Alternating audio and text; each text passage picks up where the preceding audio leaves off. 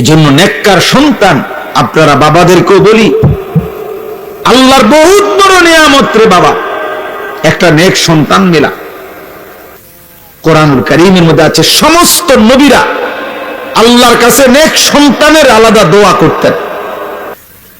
হযরত জাকারিয়া আলাইহিস সালাম দোয়া করছেন, ফাহাবিলি মিন লাদুনকা ওয়ালিয়্যা ইয়ারিসুনি ওয়া ইয়ারিসু মিন আলি ইয়াকুব ওয়াজআলহু রাব্বি রাদিয়্যা। জাকারিয়া নবী দোয়া করছে, আল্লাহ আপনি আমার একজন উত্তম প্রতিনিধি, ওয়ারিস আমারে দান করেন, যে আমার এবং আমার পূর্বপুরুষ ইব্রাহিম আলাইহিস সালাম, ইসহাক আলাইহিস সালামের উত্তরাধিকার হবে। আল্লাহ এমন সন্তান দিয়েন যে আপনার উপরে শতভাগ রাজি, সন্তুষ্ট। এই যে দোয়া হযরত জাকারিয়া নবী আরেকটা দোয়া করছেন, রব্বি হাবিলি মিন লাদুনকা যুররিয়াতান তাইয়্যিবা ইন্নাকা সামিউদ দুআ। আল্লাহ আপনি আমাকে একটা তাইয়্যিবা, পবিত্র একটা সন্তান দেন। এই যে নেককার সন্তানের দোয়া করছে, নেককার সন্তানের। ইব্রাহিম আলাইহিস সালাম দোয়া করছেন, বিহাবিলি মিনাস সালিহিন, আল্লাহ আমাকে সালিহিন নেককার সন্তান দান করেন। ইব্রাহিম আলাইহিস সালাম দোয়া করছেন, ওয়াজনুবিনি ওয়া বানিয়া আন না'বুদাল আসনাম, আল্লাহ আমাকে আমার সন্তানদেরকে মূর্তি পূজা থেকে আপনি বাঁচায় দেন। এইভাবে দোয়া করছেন। ইব্রাহিম আলাইহিস সালাম দোয়া করছেন, রব্বি জাআলনি মুকিমাস সালাতি ওয়া মিন যুররিয়্যাতি রব্বানা ওয়া তাকাব্বাল দুআ, আল্লাহ আমাকে পূর্ণ নামাজি বানায় দেন, আমার সন্তানদেরকেও পূর্ণ নামাজি বানায় দেন। এভাবে দোয়া করছেন। ইব্রাহিম আলাইহিস সালাম দোয়া করছেন, রব্বানা ওয়াজআলনা মুসলিমাইনি লাকা ওয়া মিন যুররিয়্যাতিনা উম্মাতাম মুসলিমাতাল লাক, আল্লাহ আপনার ঘর কাবা আমি বানাইলাম, আমার ছেলে ইসমাঈল আর আমি আমাদের দুইজনকে ইসলামের উপরে মজবুত রাখেন, কিয়ামত পর্যন্ত আমার বংশধারায় মুসলমান বানায়েন। এভাবে দোয়া করছে, এভাবে দোয়া করছেন। ওয়াসা বিহা ইব্রাহিম বানিহি ওয়া ইয়াকুব ইজ ক্বালা লিবানিহি ইয়া বানিয়া ইন্নাল্লাহা আসতাফা লাকুমুদ-দীন ফালা তামুতুন্না ইল্লা ওয়া আনতুম মুসলিমুন। ইব্রাহিম আলাইহিস সালাম, ইয়াকুব আলাইহিস সালাম, আল্লাহ কোরআনে বলে ওনারা ওনাদের সন্তানদেরকে ওসিয়ত করেছে, হে বাবা সন্তানরা, আল্লাহ তোমাদের জন্য যে দ্বীন পছন্দ করেছেন তোমরা মৃত্যু পর্যন্ত সেই ইসলামের উপরে, দ্বীনের উপরে অবিচল থাকো। সন্তানের জন্য বড় দোয়া এটা।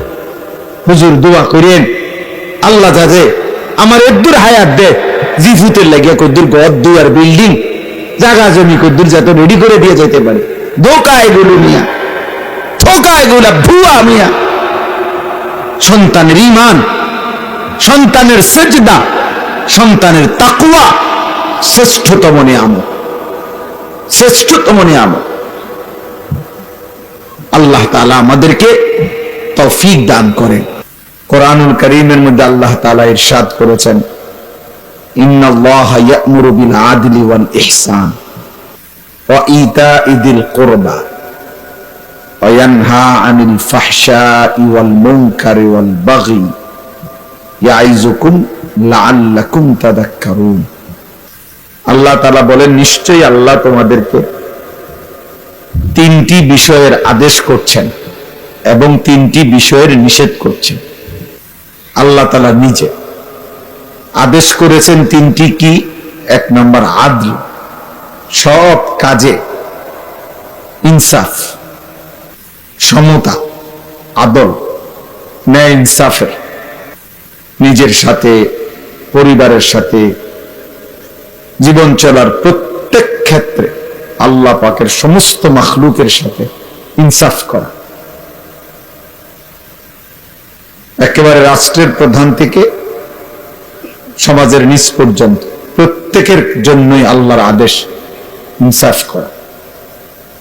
ই'দিলু, তোমরা ইনসাফ করো। দুই নাম্বার হলো ওয়াল ইহসান, অপরের প্রতি অনুগ্রহ করা। তাআলা বলেন, আমি আদেশ করছি অন্যের প্রতি অনুগ্রহ প্রদর্শন করা এই বিষয়ে। কোরআনুল কারীম আল্লাহ তাআলা বলেন, ওয়া আহসিন কামা আহসানাল্লাহু ইলাইকা।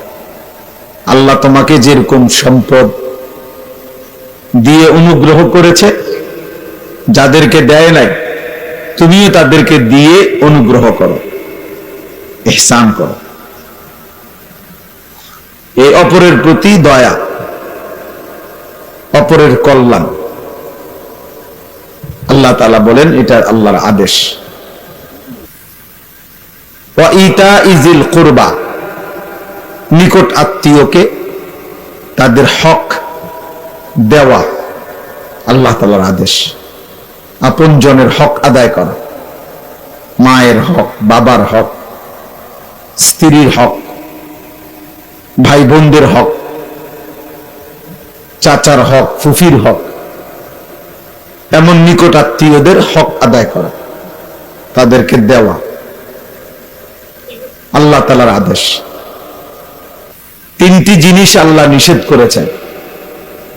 এক নাম্বার হলো আনিল ফাহশা, যাবতীয় অশ্লীলতা, নারীর সাথে যত গুনাহ, নারীকে কেন্দ্র করে যত গুনাহ, মানুষের শাহওয়াতকে কেন্দ্র করে যত গুনাহ, মানুষের লজ্জাস্থানের চাহিদাকে কেন্দ্র করে যত গুনাহ, এটা অশ্লীলতা। এটাকে কি বলে? অশ্লীলতা বলে, বেহায়াপন, ফাহশা। আল্লাহ তাআলা বলেন এটা তিনি নিষেধ করেছেন। অল মুনকার, সমস্ত গুনাহ, যাবতীয় গুনাহ আল্লাহ তাআলা নিষেধ করেছেন। ওয়াল বাগি, সীমা লঙ্ঘন, জুলুম আল্লাহ তাআলা নিষেধ করেছেন। ইয়াইজুকুম, আল্লাহ বলেন এই 6টি বিষয় আমি আল্লাহ নিজে তোমাদেরকে ওয়াজ করছি, লাআল্লাকুম তাযাক্কারুন, যেন তোমরা উপদেশ গ্রহণ করতে পারো। তাহলে আমার উদ্দেশ্য হলো আল ইহসান, এই শব্দটি বোঝানো, যে এখানে 6টি গুরুত্বপূর্ণ বিষয়ের মধ্যে একটি হলো কি? ইহসান, অপরের প্রতি অনুগ্রহ প্রদর্শন করা। আচ্ছা, ইহসানের আরেকটা অর্থ আছে, আধ্যাত্মিকতা। আল্লাহ তাআলার মহব্বত, মারেফত, আল্লাহ তাআলার সান্নিধ্য পৌঁছার একটি উচ্চ সর্বোচ্চ মাকামকে বলে ইহসান। এটাও একটা অর্থ ইহসান। কোন ব্যক্তি আল্লাহ তাআলার ইবাদত, আল্লাহ তাআলার মহব্বত, আল্লাহ তাআলার বন্দেগী আর গোলামি, আল্লাহ তাআলার আদেশের অনুসরণ, নিষেধ বর্জন এইভাবে করতে থাকে যে করতে করতে আল্লাহ তাআলা তার দিলের অবস্থা এমন হয় যে সে যেন 24 ঘন্টা আল্লাহকে দেখছে, অথবা কমপক্ষে তার হৃদয়ে সারাক্ষণে কথা থাকে যে আল্লাহ আমাকে দেখছে। সর্বোচ্চ মাকাম হলো সে নিজে আল্লাহকে দেখতেছে, অথবা কমপক্ষে হৃদয়ের এই অবস্থা, দিলের এই অবস্থা, সারাক্ষণ তার মনে এটা থাকে যে আমার আল্লাহ আমাকে দেখছে। এই অবস্থা তৈরি হওয়া, কোন ব্যক্তি ইবাদত করতে করতে, আল্লাহর ভালোবাসায়, আল্লাহর মহব্বতে, আল্লাহর হুকুম মানতে মানতে, আল্লাহকে মানতে মানতে যার হৃদয়ের অবস্থাটা এমন হয় যে হয় সে আল্লাহকে দেখছে, অথবা এতটুকু কমপক্ষে যে আল্লাহ তাকে দেখছে, এইটাকে বলে ইহসান। এটাকে কি বলে? ইহসান। নবী সাল্লাল্লাহু আলাইহি ওয়াসাল্লামকে হযরত জিবরাইল ফেরেশতা বলছে, মাল ইহসান, ইয়া রাসূলুল্লাহ, ইহসান কি? তো নবীজি বললেন, আন তা'বুদাল্লাহা কাআন্নাকা তারাহু ফাইন লাম তাকুন তারাহু ফাইন্নাহু ইয়ারা। আল্লাহর ইবাদত তুমি এভাবে করবে যেন তুমি আল্লাহকে দেখছো, অথবা কমপক্ষে এতটুকু করবে যে হৃদয়ে তোমার এমন হবে যে আল্লাহ তোমাকে দেখছে। এই দুইটার পৌঁছা পর্যন্ত ওই মাকামে আল্লাহর ইবাদত, আল্লাহর ধ্যান ও খেয়াল তৈরি করতে হয়। এটাকেই ইহসান বলে, নবীজি বলছে। কোরআনুল কারীমের মধ্যে এই মানুষগুলোকে, যাদের এই মাকাম, তাদেরকে মুহসিন বলে, মুহসিনিন। কোরআনে আল্লাহ তাআলা বলছে ওয়া ইন্নাল্লাহা লামাআল মুহসিনিন। যারা যারা মুহসিন, এই স্তরে পৌঁছে আল্লাহ বলেন আমি তাদের সাথেই আছি, আমি আল্লাহ তাদের সাথেই আছি। এই জন্য এক বান্দা, এক মুমিন, এক ইমানদারের জিম্মাদারি এই পরিমাণ মনোযোগ দিয়ে, আন্তরিকতা নিয়ে আল্লাহর ইবাদত করা, যেন একটা পর্যায়ে আমার হৃদয় এমন হয় যে আমি আল্লাহকে দেখছি। হযরত ওমর রাদিয়াল্লাহু তাআলা আনহু, নবীজির বিখ্যাত সাহাবী, একদিন নবী সাল্লাল্লাহু আলাইহি সাল্লাম একটা কথা বুঝাইয়া বলতে গিয়ে ৩-৪ বার বলছে। ওমর রাদিয়াল্লাহু তাআলা আনহু বলেন, ইয়া রাসূলুল্লাহ, আমি বুঝতেছি না। তো নবী আবার বলছেন, তিনি আবারও বলছেন আমি বুঝতেছি না। নবী সাল্লাল্লাহু আলাইহি সাল্লাম আবারও বলছেন, তিনি আবারও বললেন ৩ বার আমি বুঝতেছি না। তো নবীজি সাল্লাল্লাহু আলাইহি সাল্লাম ওনাকে কাছে দেখতেন, ডাইকে ওনার বুকে হাত মুছে দিলেন, দিয়া বললেন এখন বুঝছুনি, আল আনা ফাহিমত। তখন হযরত ওমর রাদিয়াল্লাহু তাআলা আনহু বলেন, এবার আমার নবীজির স্পর্শ পেয়ে আমার অবস্থা এমন হইছে, আমি তো ওই বিষয়টা বুঝছি, আমার হৃদয়ও খুলে গেছে, আমার চোখও খুলে গেছে। হাত্তা আনজুরা ইলাস সামাইস সাবিআ, আমি 7 আসমানের ঊর্ধ্ব পর্যন্ত এখান থেকে দেখতে পাইছি। এই যে এমন মাকাম। একজন বিশ্ববিখ্যাত মুফাসসিরে কোরআন ছিলেন আল্লামা সৈয়দ মাহমুদ আলুসি আল বাগদাদি। বাগদাদের পৃথিবী বিখ্যাত একটা আরবি তাফসিরের কিতাব আছে, তাফসিরে রুহুল মাআনি। উলামায়ে কেরাম, মাদ্রাসার তালেব ইলম এটার নাম জানে। এই কিতাবের যিনি লেখক, জগৎ বিখ্যাত মুফাসসির ছিলেন তিনি আল্লাহর কোরআনের, ওনার নামই হলো আল্লামা সৈয়দ মাহমুদ আলুসি রাহমাতুল্লাহি আলাইহি। এই বুজুর্গ বলতেন, ওনার জীবনীর মধ্যে আছে, তিনি বলতেন যে কোরআনের তাফসীর লিখতে গিয়ে মাঝে মাঝে কখনো কখনো যদি আমার কোন শব্দ, কোন আয়াত, কোন ব্যাখ্যা আমি না বুঝতাম, যে কিতাব আছে সবগুলো বর্ণনা পড়েও অন্যান্য তাফসীরগুলো আমি বুঝতেছি না, তাহলে তিনি বলেন আমি মাঝে মাঝে কখনো কোন শব্দ যদি বুঝতে আমার কষ্ট হতো, তো আমি চক্ষু বন্ধ করতাম, চোখ বন্ধ করলেই 7 আসমানের ঊর্ধ্বে লৌহে মাহফুজ আমার সামনে খুলে যেত।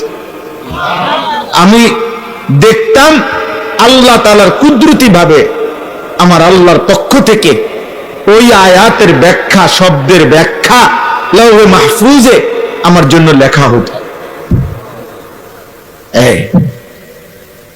এই ছিলেন অন্তর্চক্ষু, যে জমিন থেকে লৌহে মাহফুজ পর্যন্ত আল্লাহর দয়ায় দেখতে পেতেন। বিশ্ববিখ্যাত বুজুর্গ, সারা পৃথিবী যার নাম জানে যুগে যুগে, হযরত জুনায়েদ বাগদাদি রাহমাতুল্লাহি আলাইহি, ওনার নাম সবাই জানে। বাগদাদের একই জায়গার, ইরাকের এই জুনায়েদ বাগদাদি রাহমাতুল্লাহি আলাইহি, তিনি 2.5 লক্ষ হাদিসের হাফেজ ছিলেন। কত লাখ? 2.5 লাখ হাদিসের হাফেজ ছিলেন, জামানার শ্রেষ্ঠ আউলিয়া ছিলেন। তো তিনি বলতেন, ওনার জীবনীতে আছে, হযরতে জুনায়েদ বাগদাদী রাহমাতুল্লাহ আলাইহি বলতেন, নবীজি সাল্লাল্লাহু আলাইহি সাল্লাম তার কোন হাদিসের ব্যাখ্যা আমি যদি না বুঝতাম, তাহলে আমি চক্ষু বন্ধ করলে বাগদাদ থেকে আল্লাহর দয়ায় মদিনার রওজা পাক পর্যন্ত আমার জন্য খুলে যেত। আমি দেখতাম এবং নবী সাল্লাল্লাহু আলাইহি সাল্লাম কাছ থেকে সরাসরি সেই শব্দের হাদিসের ব্যাখ্যা শুনতাম। এখন এই বিষয়গুলো আমাদের কাছে গল্প মনে হইতে পারে, আমাদের কাছে মনে হয় আয়ো বুঝি কথা। হ্যাঁ, কিন্তু প্রশ্ন হলো, আপনি কিংবা আমি যে বললাম যে এগুলো কি সম্ভব, আপনি কোন অবস্থায় থাকতে বলতেছেন? আপনি নিজের অবস্থান আন্দাজ করেন, নিজের অবস্থান। 24 ঘন্টা জীবনের অধিকাংশ সময় যে গুনায় লিপ্ত, সে যে এই কদ্দুর দেখে চোখে, এটাই তো অনেক কিছু। এই নাফরমান তো এই পরিমাণ গুনাহ আর আল্লাহর নাফরমানির পরে আমরা যে চোখে একটু দেখি, এটাই তো হাজার শুকর। সেখানে আমি 7 আসমানের ঊর্ধ্বে কেমনে দেখব? আর এটা আমার বুঝে আসবে কেমনে? বুঝে আসবে কিভাবে?